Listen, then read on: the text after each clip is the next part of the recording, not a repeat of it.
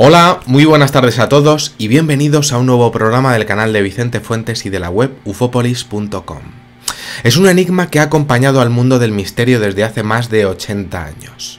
El hallazgo de unos discos muy singulares con inscripciones y surcos supuestamente relacionados con un pueblo ajeno a la Tierra que habría tenido un accidente, lo que se llama un UFO crash, y que se habría quedado en nuestro planeta sin posibilidad de volver a casa.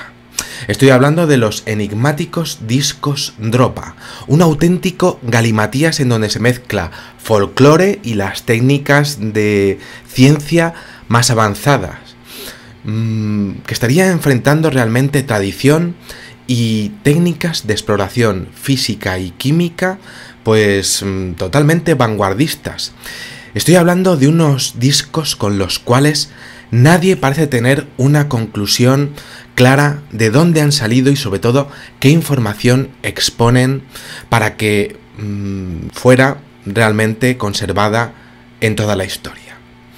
En este programa vamos a coger la máquina del tiempo, nuestra máquina del tiempo preferida, para situarnos en el año 1995 en las montañas Bayan Kara Ula, yo creo que lo he dicho bien, en la frontera entre China y el Tíbet, que es una de las áreas más inexploradas, más aisladas de la Tierra, y nos vamos a ir a una zona absolutamente remota que en su momento estuvo habitada por dos tribus muy diferentes, los Dropa y los Han.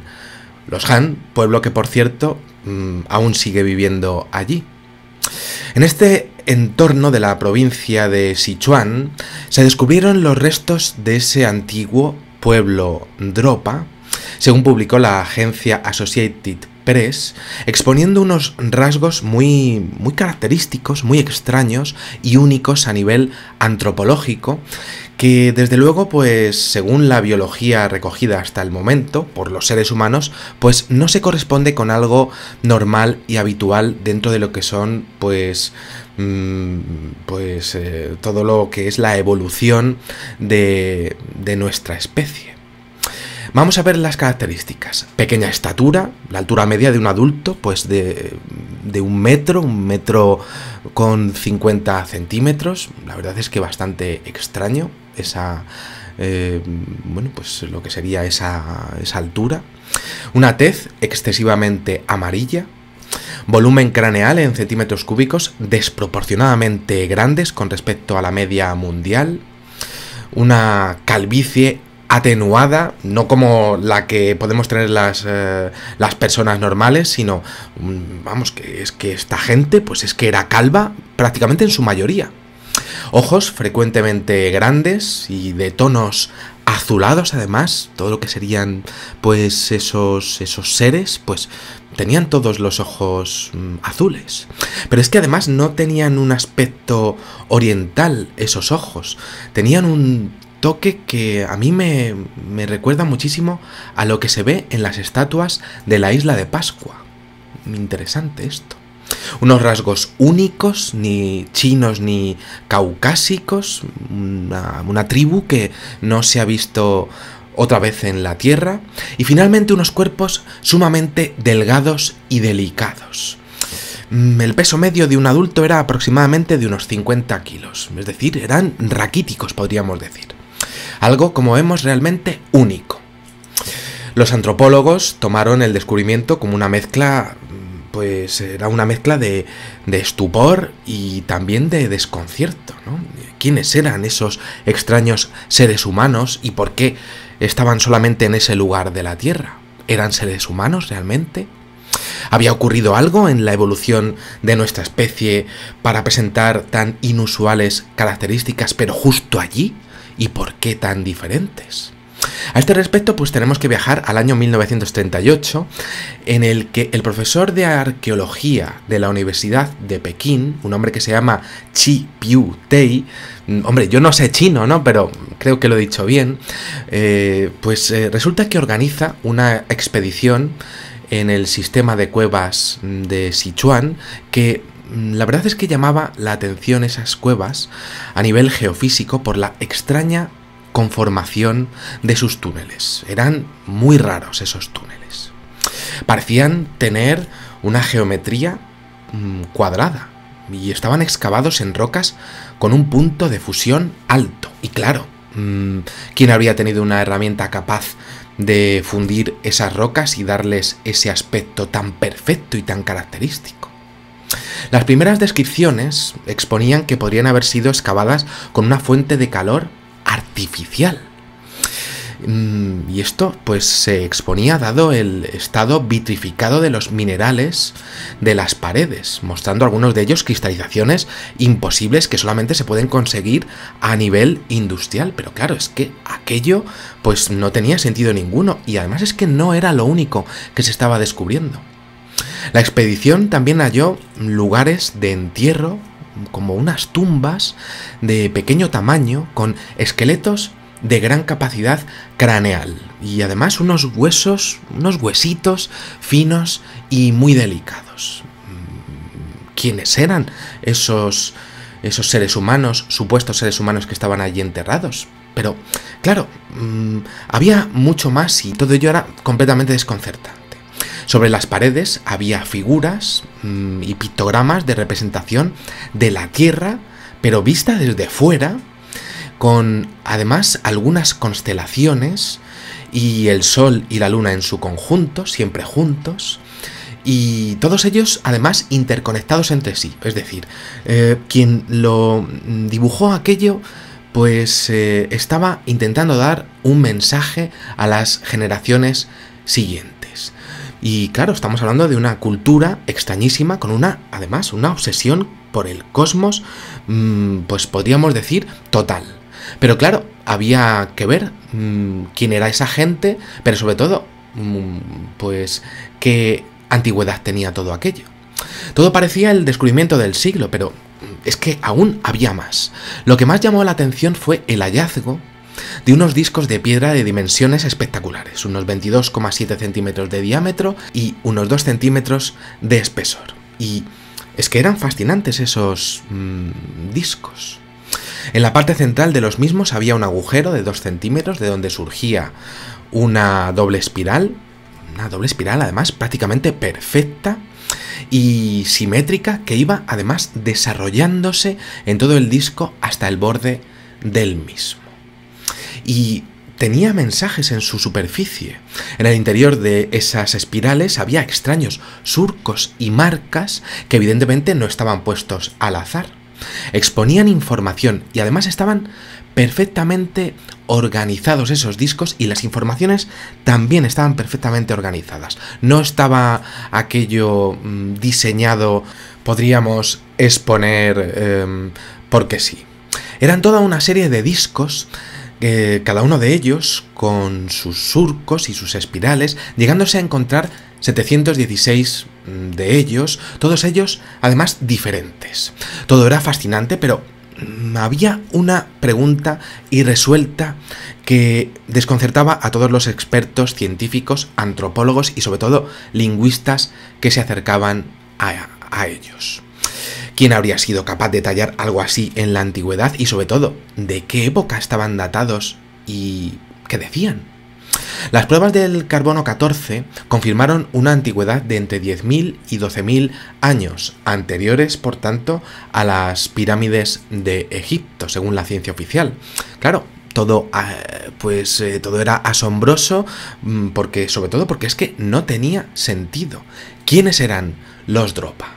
La historia no había hecho nada más que comenzar, porque cuando estos datos salieron a la luz en los años 40, la antigua URSS, los soviéticos, se interesaron por el tema, y algunas instituciones científicas del régimen comunista, aprovechando sus relaciones estrechas con el gobierno chino, pues resulta que se presentaron allí a toda velocidad e intentaron descifrar aquellos discos.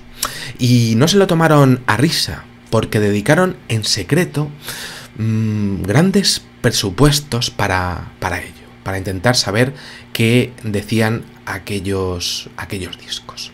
Junto a ellos, y durante 24 años, numerosos investigadores chinos trataron de entender el contenido de los mismos, pero no fue hasta el año 1952 que el equipo del profesor Chung Um-Nui logró dar con la clave del complejo lenguaje y empezaron a entenderlo poco a poco. Para decodificar la ya denominada como escritura Dropa, resulta que había que fijarse en el modo en el que estaba inscrita en la piedra, en su modo de tallarse, básicamente. Aquellas inscripciones mostraban las marcas con diferente presión aplicada sobre los discos. Presión, por cierto, apretada, podríamos exponer, con una tecnología y una exactitud aparentemente imposible de tener en aquella época, por su absoluta precisión a la hora de presentarse en cada uno de los 716 discos. Era absolutamente fascinante todo. El equipo de Chum Umnui se dio cuenta de que el tamaño de los surcos era de escala prácticamente microscópica y de hecho lo consideraron ese aspecto en sus conclusiones finales como el primer lenguaje escrito en la historia. Algo que incluso se habría adelantado a la cultura sumeria. Pero claro, ¿qué decía aquello?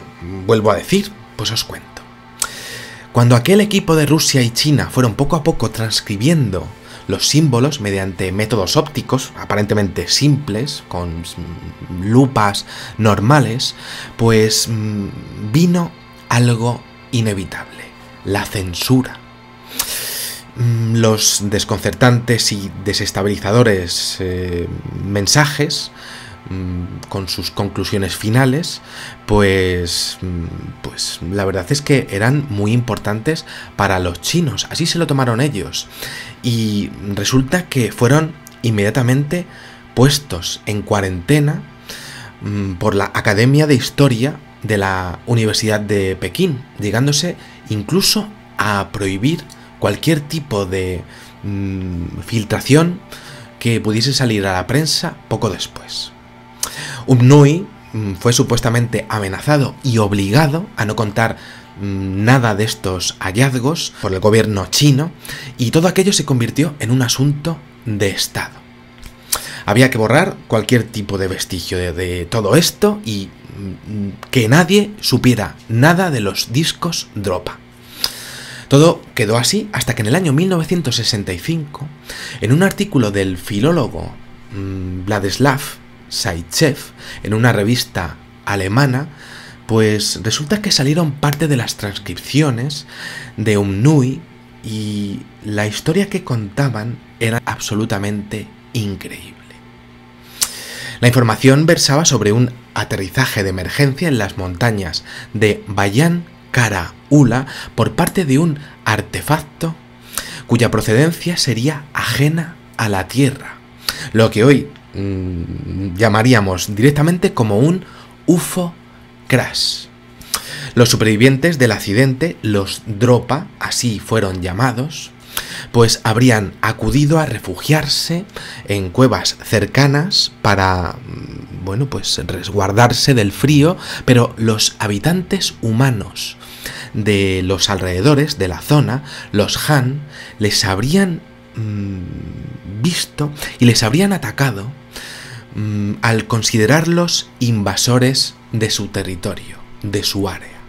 Según las transcripciones de los discos y según el equipo de Umnui, los Dropa en un principio tenían intenciones pacíficas y no eran un pueblo violento. De hecho, quisieron hacerse entender desde el primer contacto, pero los Han no se lo tomaron nada bien y les atacaron.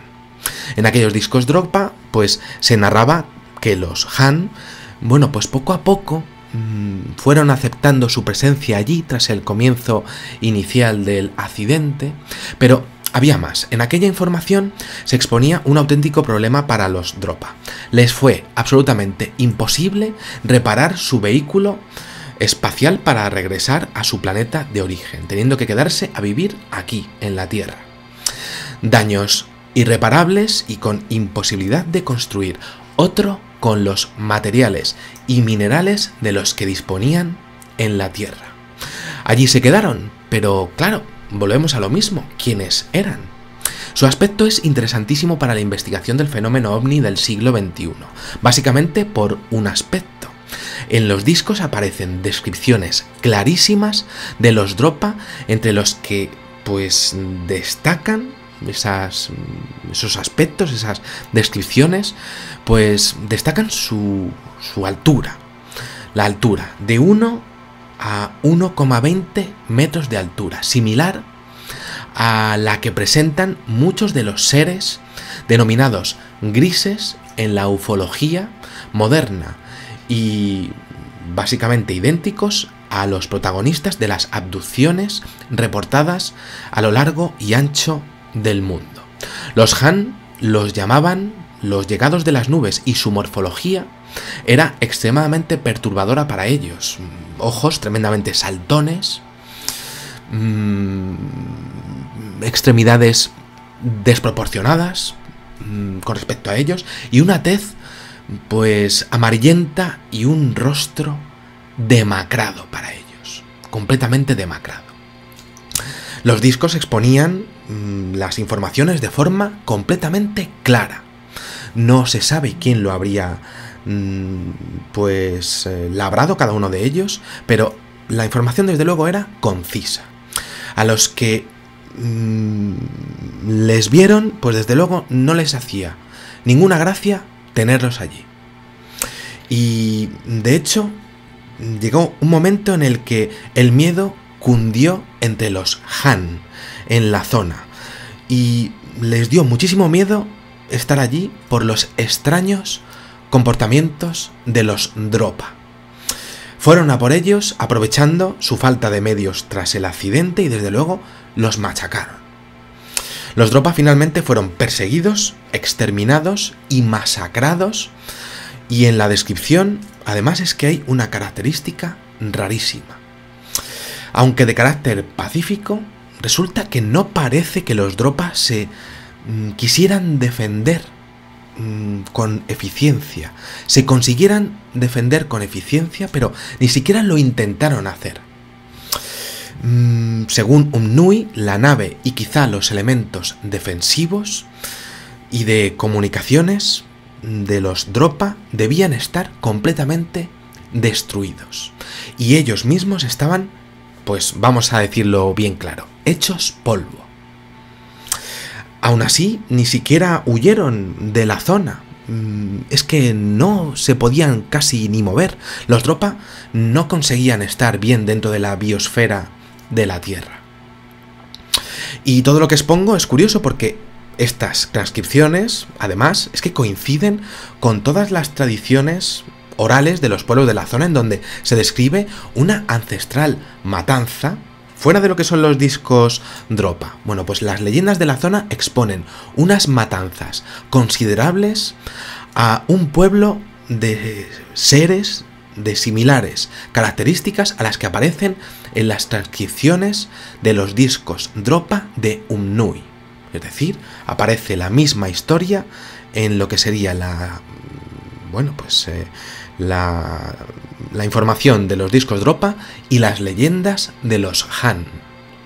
Por otra parte, algo bastante interesante es el hecho de comprobar las pruebas realizadas por la Universidad de Pekín, en donde se describe que los discos habrían estado expuestos a corrientes eléctricas.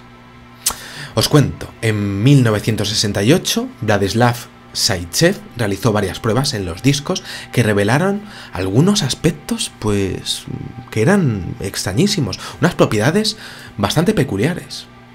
Los círculos de granito que se encontraron pues contenían grandes cantidades de sustancias como el cobalto, algo que les llegó a pensar que desde luego pues se podía pasar corriente eléctrica a través de ellos, pero es que hay más, era como si formaran todos parte de un circuito eléctrico, es decir, una especie de componente electrónico sería cada uno de ellos, como si estuviésemos hablando de condensadores de energía, siendo cada uno de los discos Dropa, además de condensadores, pues contenedores de mensajes en su superficie.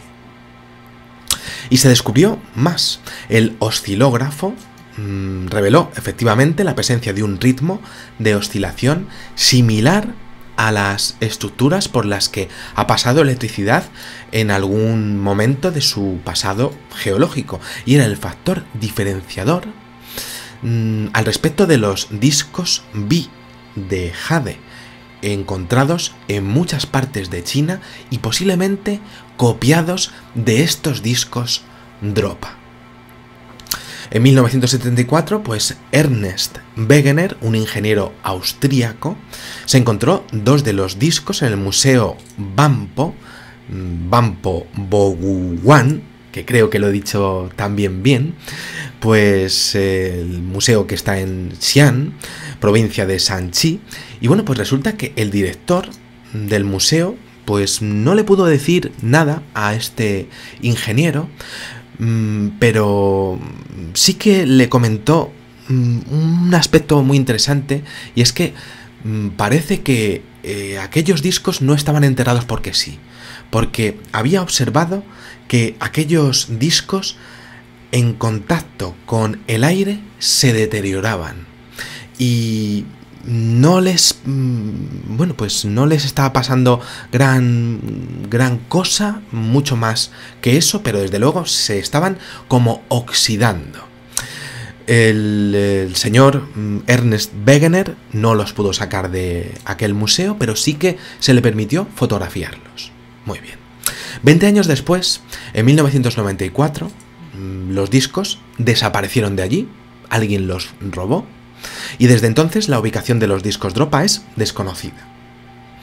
Los detractores del caso pues advierten de la inexistencia del señor Umnui, dicen que todo esto pues es mentira, pero sorprendentemente los descendientes de Umnui pues dieron a conocer en 2007 fragmentos del disco, fragmentos de huesos guardados y recogidos por el mismo doctor junto con informes de los años 40, en donde se exponía que aquellos huesos efectivamente no se correspondían con pobladores normales o actuales de la actual China. Bien, entonces claro, preguntas, ¿estamos hablando de una conspiración arqueológica? ¿Dónde están los discos Dropa y los huesos? Lo cierto es que las conclusiones de Umnui son excesivamente desestabilizadoras para la ciencia moderna y, por supuesto, un hallazgo así, pues sería difícil que no cayese en manos del ejército. Esto está claro. Al menos hasta que se produzca otro incidente o accidente similar con respecto a un ovni, pues claro, en la edad moderna, pues vamos a tener esto como un auténtico misterio. Y claro, siempre llegamos a la misma conclusión. Si esto ocurriese ahora, en la época de los medios de comunicación masivos y de las redes sociales, pues por supuesto sería todo esto mucho más difícil de ocultar. Pero claro, todo esto pasó en los años 40, lo que es el hallazgo, y todo aquello se pudo pues ocultar de forma pues prácticamente perfecta. Quedan muy pocas fotografías de los discos Dropa. Entonces, claro, hay una última pregunta que a mí me interesa muchísimo.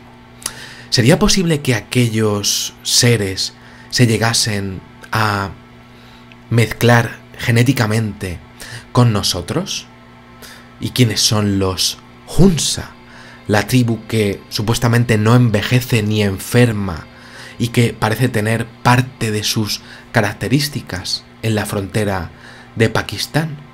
¿Tienen relación con los seres que habrían servido como modelo para los moais de la isla de Pascua?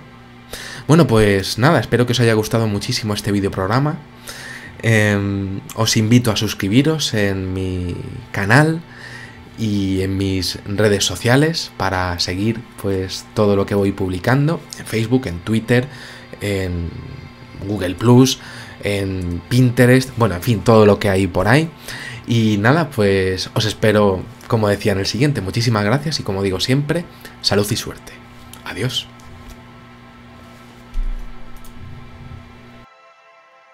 Estoy hablando del hallazgo de unos singulares discos con inscripciones y surcos supuestamente relacionados con un pueblo ajeno a la Tierra que habría tenido un accidente.